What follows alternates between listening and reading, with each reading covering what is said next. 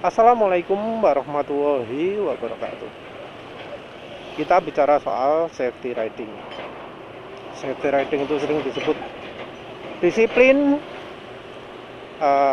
pemana jaga keselamatan, persiapan apa pakai perlengkapan yang aman gitu ya. Kebanyakan seperti itu. Tapi yang menurut penulis lebih perlu dilakukan itu menurut penulis adalah untuk menyesuaikan dengan kebutuhan, menyesuaikan dengan karakteristik Indonesia. Jadi gimana sih kondisi jalan di Indonesia? Gimana sih perilaku orang Indonesia? Jadi untuk memahami karakter ini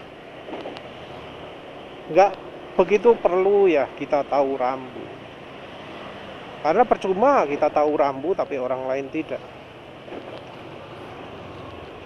Terus ya misal kalau sudah tahu kondisinya orang itu suka melanggar rambu, maka artinya kita juga jangan terlalu berpatokan pada rambu untuk berhati-hati.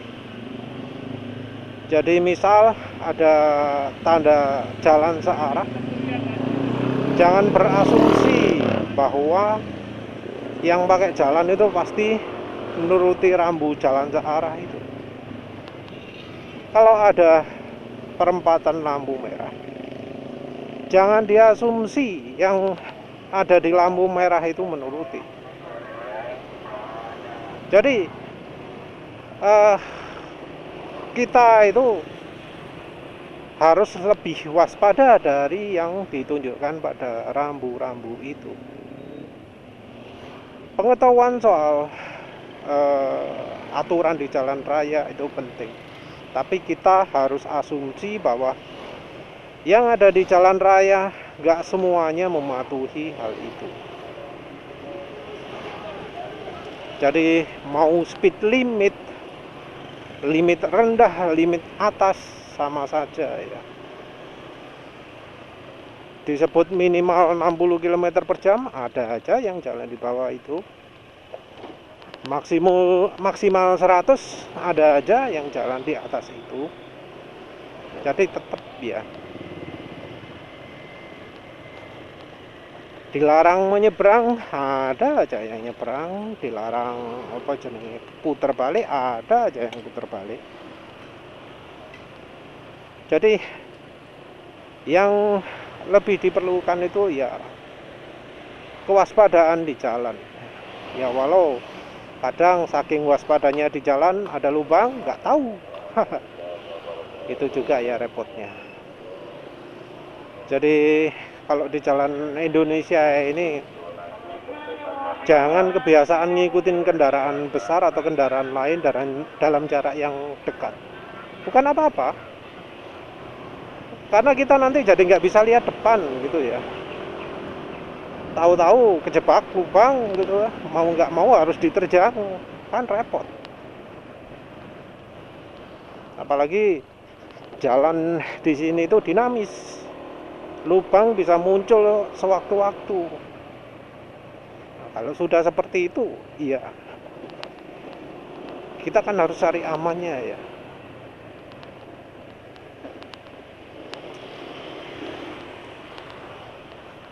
Dan berkendara dalam situasi seperti ini, skill itu penting.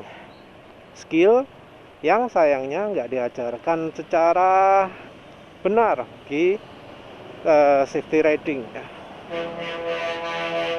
Manuver itu penting, tapi yang lebih penting itu adalah bagaimana caranya menghadapi situasi ekstrim.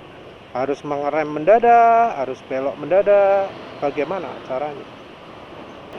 Nah, situasi-situasi seperti ini ya, sayangnya safety riding Indonesia itu punya pemahaman yang berbeda dari safety riding internasional. Rider kalau untuk pengereman, aduh, diajarkan untuk oh kalau kecepatan segini pak caranya pakai ini, oh kecepatan segini pakai ini. Aneh ya, karena kalau di luar negeri nggak ada tuh pembatasan soal itu. Rider juga nggak diajari kalau kecepatan rendah caranya ngerem gimana, jalan kencang caranya. Cara ngerem nggak sama, mau pelan mau kencang. Kalau mendadak ya ini caranya, kalau nggak mendadak ya ini caranya. Nggak dibedakan dari kecepatan. Penulis sendiri kalau untuk sistem rem belakang dipakai lebih dulu, kira-kira 1/4 sampai setengah detik ya, terus baru setelah itu pakai rem depan. Tujuannya adalah biar kalau pakai rem depan, grip ban depan sudah oke. Dan selain itu, penulis selalu standby jarinya di tuas rem. Ini membuat respon terhadap kalau ada yang mendadak potong jalur, menyeberang mendadak, pindah jalur seenaknya, nggak ada tanda tahu-tahu menghalangi, tahu-tahu ngerem, itu bisa lebih cepat, lebih sigap. Kadang ya kita itu nggak sempat pakai klakson, tahu-tahu diharuskan mengerem gitu ya. Nah itu repot. Jadi butuh respon yang sangat cepat di situasi seperti itu. Pengereman yang tepat akan membuat kendaraan berhenti jauh lebih cepat ya. Terus jari di tuas rem juga akan mempercepat responnya. Jadi kalau ada apa-apa kita bisa langsung cepat berhentinya. Kadang rider itu diajari ngawur sama safety riding. Yang pertama, jari nggak boleh nampang di tuas rem. Terus kalau ngerem disuruh pakai depan saja, nggak perlu yang belakang, atau yang belakang itu cuma untuk membantu gitu ya. Nah ini ya pengajaran yang cukup sering penulis lihat mengakibatkan celaka. Resiko pertama, kalau pakai rem depan, kalau jari tidak di tuas rem, itu adalah kalau panik, nekennya bisa over. Kalau over, yang terjadi adalah jatuh. Apalagi ini pakai rem pertama adalah rem depan, yang kalau dalam kondisi kecepatan nggak berubah atau akselerasi, grip ban depan itu lemah. Jadi yang terjadi kalau menerapkan ajaran seperti itu, malah jadi lebih mudah jatuh, malah jadi lebih mudah celaka. Mungkin ada yang ngomong kalau panik bisa neken berlebihan kalau kalau jari ada di tuas rem. Sama saja. Kalau panik mau jarinya nggak di tuas rem ataupun di tuas rem, ya tetap nekennya bisa kelebihan, nggak ada bedanya. Tapi kalau jari di tuas rem, itu punya respon akan jauh lebih cepat. Nggak pakai nunggu jarinya meraih ya. Langsung set, bisa langsung pakai. Terus yang kedua, rider yang biasa pakai rem depan saja, itu biasanya penakut, nggak berani menekan tuas rem lebih kuat. Padahal kalau menekan tuas rem depan, itu harusnya makin lama makin keras. Nggak cuma 2 tahap, 3 tahap, tapi bertahap. Nggak bisa dibagi 2 saja. Karena karena grip ban depan itu berubah sesuai dengan seberapa kuat kita remnya. Nah, menggunakan rem belakang dulu itu akan membuat ban depan akan lebih siap untuk menggunakan kekuatan rem yang lebih besar. Terkadang juga ada kebutuhan untuk pakai klakson. Ada situasi di mana mengerem itu nggak akan menyelamatkan karena sudah terlalu dekat, karena misal terlalu kencang, misal jalan terlalu licin. Nah, kalau sudah terjadi seperti itu, klakson itu penting. Tapi lagi-lagi ya, sayangnya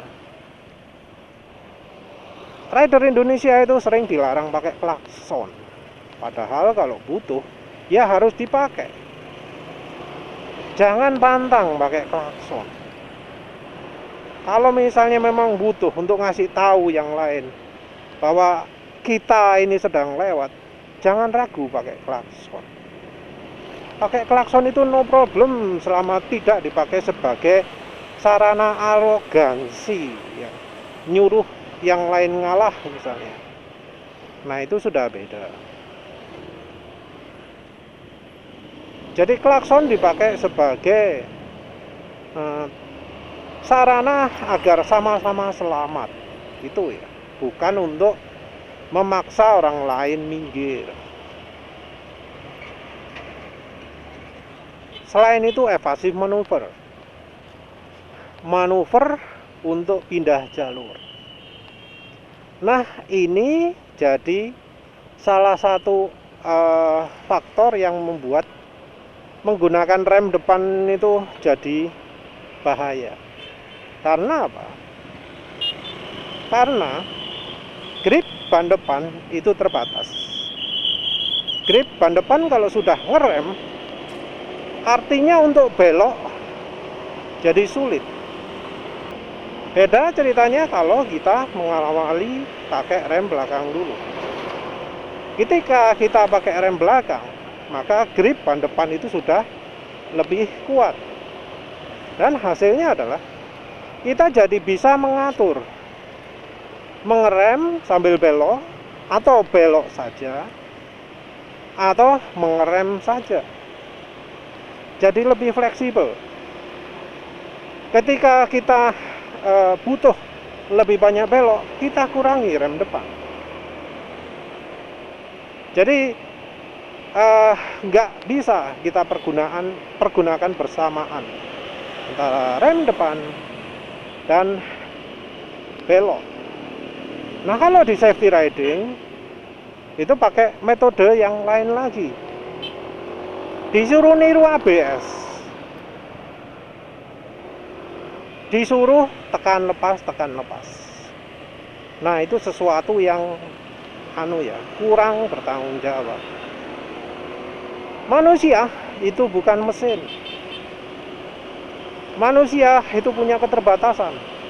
Mustahil melakukan hal yang sama dengan ABS yang bisa tekan lepas dengan sangat cepat sampai beberapa kali tiap detik. Mustahil orang bisa secepat itu. Paling ya cuma 2 kali tiap detik, itu pun sudah termasuk cepat. Bisa jadi malah cuma 1 kali tiap detik. Nah, dalam kondisi ini justru pengereman akan malah makin lama, makin panjang, makin telat. Motor malah makin lama berhentinya.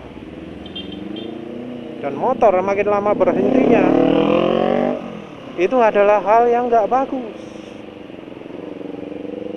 Karena butuhnya adalah berhenti cepat. Dan melakukan tekan lepas ini ya, tidak banyak membantu menambahkan pengendalian. Karena apa? Tekan lepas itu nyentak. Justru lebih aman kalau sekalian lah, nggak pakai rem, tapi fokus belok. Kalau dua-duanya dalam kondisi yang jalan agak licin, malah ada kemungkinan ban depan selip. Ya tentu kalau ban depan selip, ya resiko jatuh. Penulis sendiri pernah praktek pengereman se-ekstrim mungkin, sekuat mungkin, secepat mungkin berhentinya ya. Pakai rem depan, kecepatan cuma 50 km per jam. Dan yang terjadi adalah beberapa kali dari setiap kocokan itu ban depan selip sampai ban depan itu geser.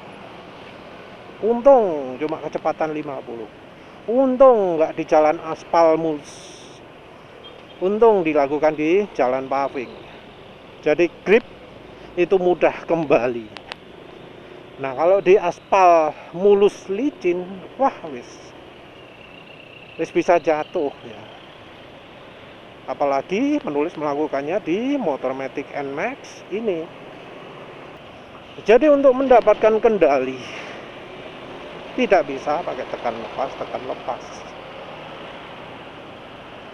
Lebih baik salah satu, mau lepas remnya atau dipakai lemah. Dan untuk mengurangi kecepatan andalkan ban belakang. Karena ban itu harus sendiri-sendiri, mau belok apa mau ngerem.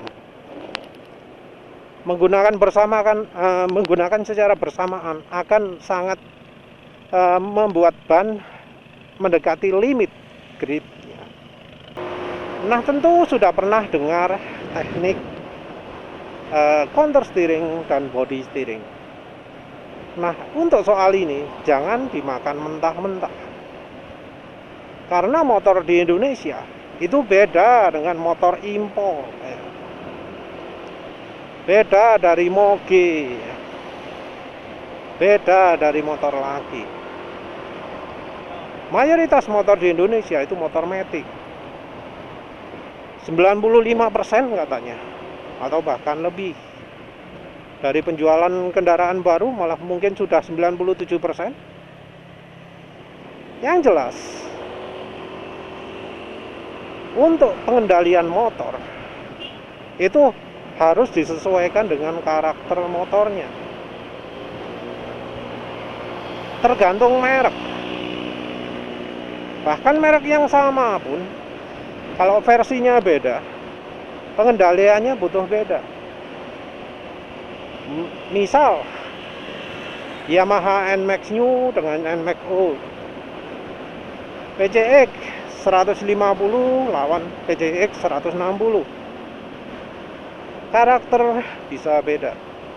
Nah, kita harus tahu sendiri di saat di saat kecepatan berapa itu bisa enak pakai cara belok yang mana. Cara belok cuma ada dua, satu body steering, satu counter steering. Counter steering itu dilakukan dengan kalau mendadak ya, menyentakkan setang ke arah berlawanan untuk membuat motor belok ke arah yang lain. Jadi setang disentakkan ke kanan, motor otomatis belok ke kiri. Body steering sebaliknya, badan dimiringkan ke kiri, motor jadi belok ke kiri. Nah ini perilaku motor beda-beda. Kayak NMAX ini, ada batas limit kecepatan misal 50 km per jam. Di bawah itu motor NMAX enak dipakai body steering. Di atas itu lebih cocok pakai counter steering. Misalnya jalan 100, pingin belok mendadak, sentakkan setang ke kanan, nanti motor langsung belok patah ke kiri. Seperti itu. Nah kalau melakukan hal itu di Suzuki NEX 2 gak bisa, gak ngefek. Setang disentakkan ke kanan, ya tetap motornya lurus. nggak maksa belok kiri, nggak ngefek, malah mengganggu pengendalian. Kalau di motor Honda Beat beda lagi. Kecepatan 30 km per jam pun ya, setang belokan ke kiri, langsung motor ke kanan. Jadi harap pahami lah kendaraannya masing-masing. Nggak bisa dipaksakan. Kalau sampai masih merasa kendaraan yang dinaiki itu susah untuk belok, nah itu adalah ciri masih belum menguasai cara belok yang benar untuk motor tersebut. Jadi harus dicoba pengendalian yang mana. Terus untuk apa lagi ya? Klakson, lampu, ya wis lah kayaknya itu ya. Jadi dalam keadaan mendadak, dalam keadaan darurat, justru ya ajaran-ajaran safety riding itu kurang pas, kurang tepat. Soal riding gear macam-macam, ya kita realitas saja. Berapa banyak orang di jalan ini yang menggunakan riding gear beneran, yang levelnya sesuai dengan yang diajarkan di safety riding. Maksimal paling sarung tangan, jaket. Nggak pernah kita lihat ada orang pakai deker ya, pakai pelindung kaki. Nggak pernah ada yang secara spesial pakai protektor gitu, body protector gitu. Bahkan pakai baju aja kadang enggak, pakai helm saja kadang enggak.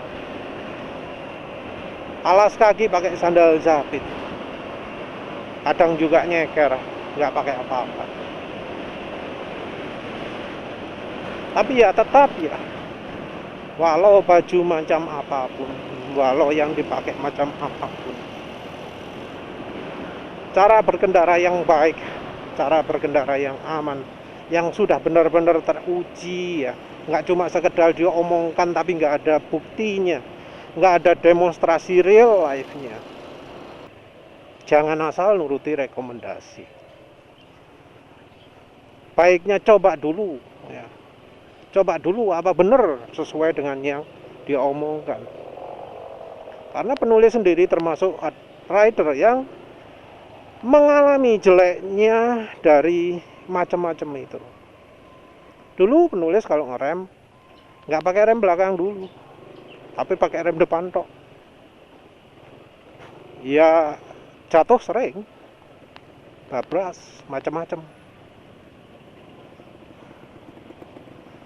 Dulu jari nggak dituas rem, tapi itu malah lebih membahayakan,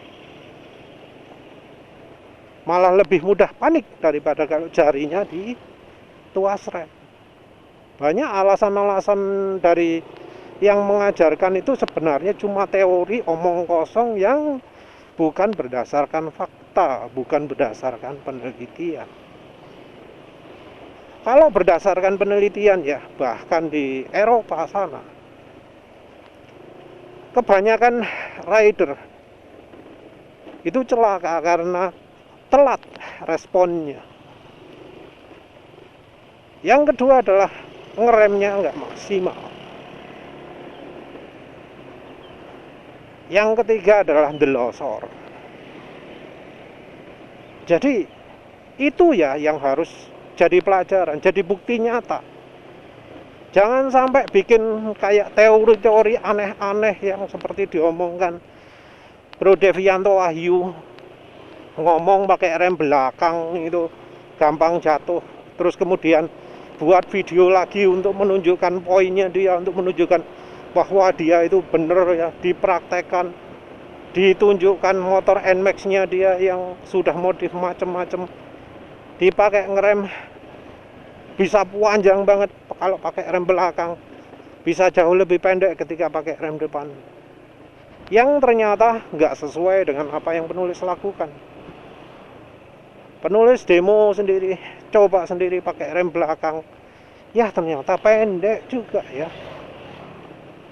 Tetap sih kalau pingin berhentinya lebih cepat, lebih baik dua-duanya.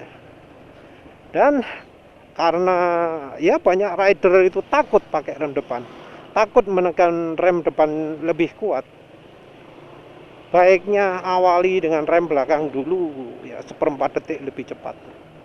Itu akan sangat membantu membuat grip ban depan itu lebih siap untuk pakai tenaga pengereman depan yang lebih kuat.